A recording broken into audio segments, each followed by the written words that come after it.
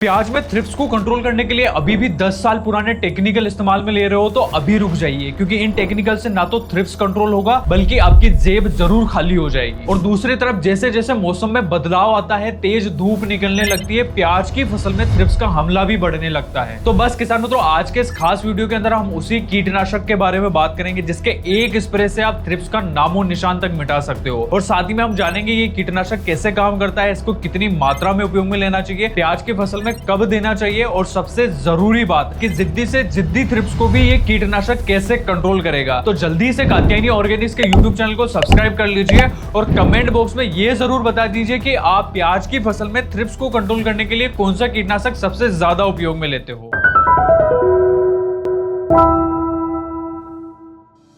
नमस्कार किसान मित्रों, स्वागत है आपका कात्यायनी ऑर्गेनिक्स के YouTube चैनल में। किसान मित्रों, प्याज खेती सीरीज के ऊपर हमने ऑलरेडी 2 वीडियो बना दिए हैं, जिसमें हमने पहले वीडियो में बात करी थी कि प्याज की फसल में पहला स्प्रे कब देना चाहिए और कौन कौन से कीटनाशक इसके अंदर उपयोग में लेने चाहिए। उसके बाद में हमने ह्यूमिक एसिड के ऊपर भी फुल डिटेल डिस्क्रिप्शन के बारे में बात कर ली थी। अगर आपने ये 2 वीडियो नहीं देखे तो जल्दी से जाके इनको चेक कर लीजिए और कात्यायनी ऑर्गेनिक्स के यूट्यूब चैनल को जल्दी से सब्सक्राइब कर लीजिए, क्योंकि आने वाले समय पर हम प्याज खेती सीरीज के अंदर ही कंद की साइज को बढ़ाने के ऊपर बात करने वाले हैं। तो किसान मित्रों, वीडियो को बिना किसी देरी करे अपन शुरू करते हैं। किसान मित्रों, प्याज की फसल में अगर थ्रिप्स के हमले को अगर पहचानना है ना, तो आपको प्याज के पौधे का वो वाला हिस्सा चेक करना पड़ेगा जहां से पत्तियां निकलती है, यानी कि तने से जहां से पत्तियां निकलती है ना, जो गोब रहता है वहां पर ही आपको सबसे पहले जाके चेक करना है, क्योंकि थ्रिप्स जो रहता है ना वो अक्सर वहीं पर बैठा रहता है। और वहां पर आप कोई भी कीटनाशक डालते हो ना, तो उससे रिजल्ट जो है ना वो आपको नहीं देखने को मिलता है, क्योंकि दवाई जो रहती है वो पत्तों पर ही फैल पाती है, अंदर तक प्रवेश नहीं कर पाती है, गोब तक नहीं जा पाती है। उसी कारण से थ्रिप्स जो रहता है वो कंट्रोल नहीं हो पाता है। अब किसान मित्रों, सबसे जरूरी बात आती है कि इसका हमला किस प्रकार से पहचाना जाए। तो प्याज की फसल में थ्रिप्स के हमले को पहचानना है ना, तो आपको सबसे पहले प्याज की जो पत्तियां है ना उन्हें चेक करना है।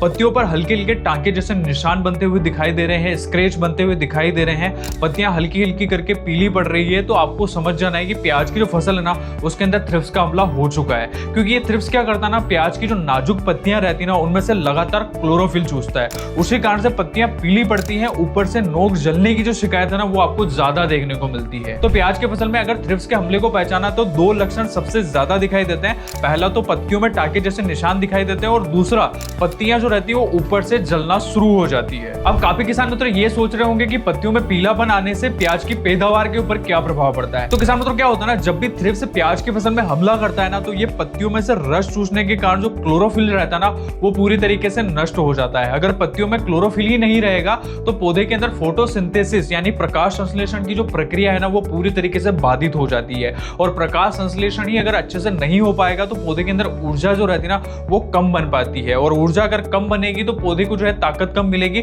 और ताकत अगर कम मिलेगी तो कंद की जो साइज है ना उसके ऊपर सीधा सीधा नकारात्मक प्रभाव पड़ेगा। और उसी कारण से आपने भी देखा होगा कि जब भी प्याज की फसल में थ्रिप्स का हमला होता है तो ये थ्रिप्स क्या करता है ना कि पौधे को पूरी तरीके से कमजोर कर देता है, जिससे कंद की जो साइज रहती है ना वो जहां पर बनी हुई रहती है वहीं पर लॉक हो जाती है, आगे बढ़ नहीं पाती है, कंद जो रहता है वो अच्छे से फूल नहीं पाता है, साइज प्रॉपर तरीके से नहीं आ पाती है, और साथ ही साथ में कंद की जो क्वालिटी रहती है ना वो भी आपको कम देखने को मिलती है। अब किसान मित्र अक्सर एक सवाल पूछते हैं कि प्याज की फसल में जो जलेबी रोग आता है ना उसके पीछे भी थ्रिप्स का हाथ होता है। तो ये थ्रिप्स और जलेबी रोग, इन दोनों का आपस में क्या कनेक्शन होता है अपन आगे जानते हैं। तो किसान मित्रों, प्याज की फसल में जब भी थ्रिप्स का हमला ज्यादा होता है, घातक हो जाता है, जब पत्तियों में से लगातार थ्रिप्स रस चूस लेता है ना, तो पत्तियां इतनी कमजोर हो जाती है कि वो सीधी खड़ी नहीं रह पाती है और गोल गोल जलेबी आकार में घूमने लगती है। उसी कारण से किसान मित्र इसे जलेबी रोग के नाम से भी जानते हैं। तो ये जलेबी रोग तभी आता है जब प्याज की फसल में थ्रिप्स का हमला ज्यादा देखने को मिलता है। अब हालांकि ये जलेबी रोग के पीछे और भी कई ज्यादा कारण रहते हैं, जैसे कि अगर आपने नाइट्रोजन युक्त खाद जैसे कि यूरिया जो है ज्यादा डाल देते हो तो भी जलेबी रोग आता है। मौसम में अचानक बदलाव होता है, बादल लगातार छाए रहते हैं, तब भी जलेबी रोग आपको ज्यादा देखने को मिलता है। तो ये कुछ कारण होते हैं, लेकिन पौधों में लगातार थ्रिप्स का हमला देखने को मिल रहा है तो ये जलेबी रोग आपको ज्यादा ही देखने को मिलेगा। अब किसान मित्रों, थ्रिप्स को कंट्रोल करने के लिए आज के समय में मार्केट में कई सारे टेक्निकल उपलब्ध है,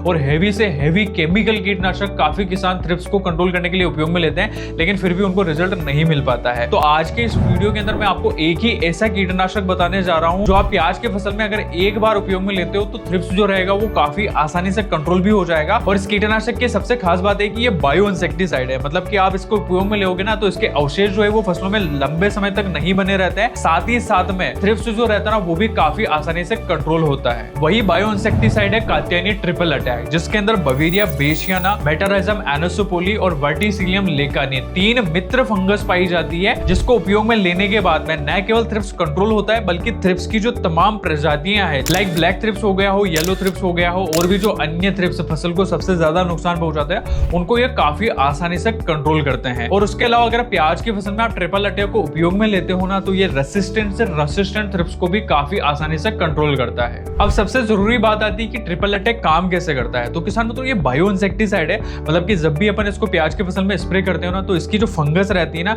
ये कॉलोनी बनाती है, मतलब पत्तों पे आप स्प्रे करोगे उसके बाद में पत्तियों के ऊपर जो भी थ्रिप्स रहता है ना इसके संपर्क में थ्रिप्स आएगा ना उसके त्वचा के ऊपर ये फैल जाता है, मतलब थ्रिप्स की जो ऊपर की परत रहती है क्यूटिकल लेयर जो रहती है ना उसके ऊपर ये परत पूरी तरीके से फैल जाती है और फंगस जो रहती है ना वो देखते ही देखते थ्रिप्स को पूरी तरीके से नष्ट कर देती है। अब किसान मित्रों सबसे जरूरी बात आती है कि ट्रिपल अटैक की उपयोग की मात्रा कितनी रखनी है। तो प्याज की फसल में आप जब भी स्प्रे लेने जा रहे हैं तब आपको एक बात इसकी जरूर ध्यान रखनी है कि आपको 1 लीटर पानी के लिए इसकी 3 से 5 ml की मात्रा को उपयोग में लेना है। और वही अगर आप बड़े ड्रम में स्प्रे लेते हैं 200 लीटर वाला बड़ा ड्रम है तो आप इसकी 2 लीटर की मात्रा को उसके अंदर घोलना है और समान मात्रा पर पौधे की पत्तियों के ऊपर स्प्रे करवा देना है, जिससे क्या होगा ना ये पत्तों के ऊपर अच्छे से फैल जाएगा और इसके संपर्क में जो भी थ्रिप्स आएगा ना वो काफी आसानी से कंट्रोल हो जाएगा। अब किसान मित्रों ट्रिपल अटैक जो है ना ये एक प्रकार का बायो इंसेक्टिसाइड है, मतलब आप जब भी इसे उपयोग में लेते हैं ना तो आपको कुछ सावधानियां इसके अंदर बरतनी पड़ती है। मतलब कि इसका स्प्रे आपको तभी करना है जब थ्रिप्स का हमला आपको ज्यादा देखने को मिल रहा है और रोटेशनल स्प्रे कर आप लेना चाहते हो, मतलब आपने पहले कोई कीटनाशक डाल दिया था